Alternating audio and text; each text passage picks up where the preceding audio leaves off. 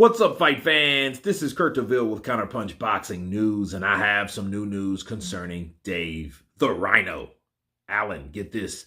Dave Allen names the heavyweight that shouldn't be landing big fights, and he asks, how is that fair? Okay. He goes on and he's spoken about a particular fighter, and he says, Jerel Miller is an awful man. He shouldn't be boxing. The fact he is still boxing is incredible. 4 years ago, bang to rights, all that in his system. He beat Lucas Brown, and now he's boxing Dubois for six figures, maybe seven. If he wins, definitely seven next time. How is that fair? How is that even possible? My love of boxing waned because of this. Myself and other boxers, clean athletes, are sat here, and he's over there, and it leaves a sour taste in your mouth. I don't understand how he is still boxing. He could be clean for 4 years, but if he's been taking steroids for years before that, he'll still be getting the benefits now. And let me counterpunch. I understand the frustration of Dave Allen. Dave Allen, hey mate, this is the sport that I love that I hate so much. So when you think of boxing and the corruption, say that to yourself in the mirror about 5 times fast. It'll make you feel better. I do it all the time. However, why is Jerel Miller still in the sport? Because some people, when they take an L outside the ring, and he's already taken an L inside the ring now because this is an older article I'm just getting to that I want to counterpunch, okay? Now, when a guy like Jerel Miller, I think it would be an injustice if he didn't get beat in the ring. If he didn't fight Daniel Dubois to take an ass whooping like he took. There wouldn't make any sense for a guy like that spent countless times taking drugs to benefit himself. We don't know how many times he did it. That's the $1 million question. Only he will know that, and the big man upstairs, people. That's the only people that know. Maybe his coach, because his coach might have some insight, right? And the person that, of course, sold him the drugs, right? That may be the only people that know what Jerel Miller's true drug use was, the limit of how much he actually used. I can tell you this, he looked a lot better then, the punches and bunches. He didn't seem to get tired. He didn't seem like he was a big puncher, but he was a big, durable bloke, and he was throwing punches and bunches, about 70 punches, 50 to 70 around. That's crazy. Okay, so I think that the benefit part, well, hey, man, if he's still taking drugs, this, that, and the other, obviously he wasn't. Man, Dave, did you see those titties? People, did you see the titties? The titties were massive, okay?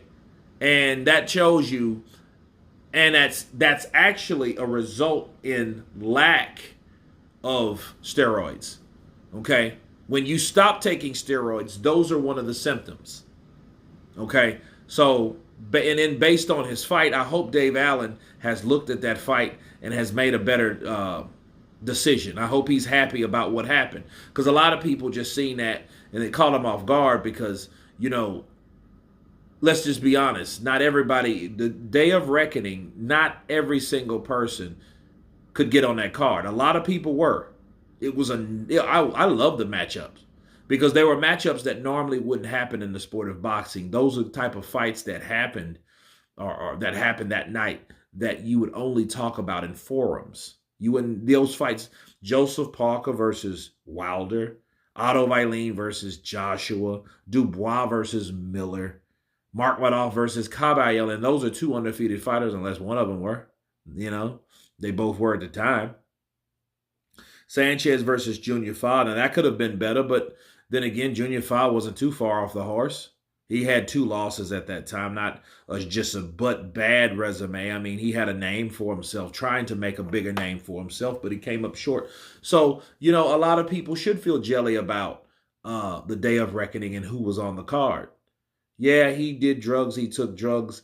I think with Jerel Miller, it's just People know it was worse than what it was, but based on the technicalities, you couldn't give him double jeopardy because he had already failed in that particular drug test window of time.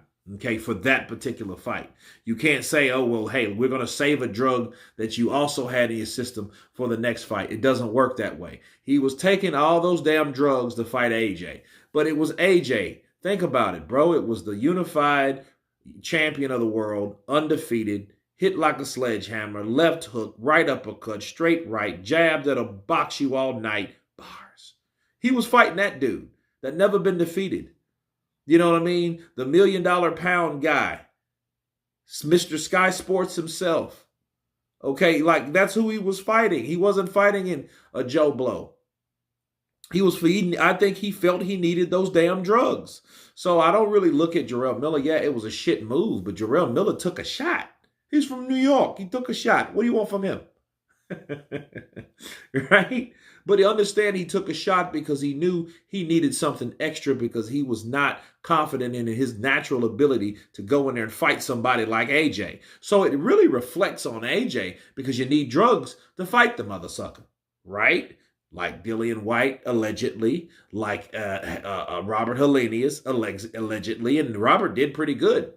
Man, after the 5th round, that dude was like this. Oh! And I'm thinking to myself, like, okay, you know, did the fight just start for you? But I mean, he was scathing and piecing AJ up. You know what I mean? And then boom, he gets popped. So that's 3 people right off the bat that were involved with cheating when it comes to Anthony Joshua. So, Jerel Miller, I think he did what other fighters did. It's just he did it more. You know what I mean? Because Canelo and Sugar Shane and Roy Jones and, a lot of people did a lot of things they didn't supposed to, man. I mean, let's just call it what it was. I mean, that's what it is. Luis Ortiz, so a lot went down with a lot of fighters. So just to look at one like, yeah, he could be the poster child, but you got to allow that poster child at some point to fight. Now,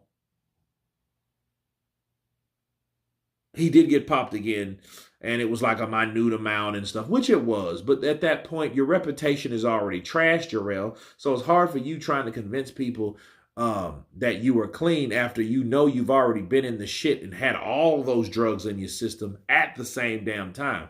So, yeah, that's expected for people like Dave Allen, a guy that's a pretty good guy, a guy that wanted a shot and didn't get it over a guy that wasn't that was dirty, that wasn't playing ball. So, yeah, it sucks. But again, repeat after me. Repeat after me.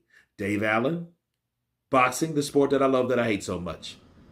You say that, you'll be fine. You guys tell me what you think of Dave Allen stating that Jerel Miller should not be allowed to box ever again. Of course, please subscribe. And you guys been Counterpunched. Peace!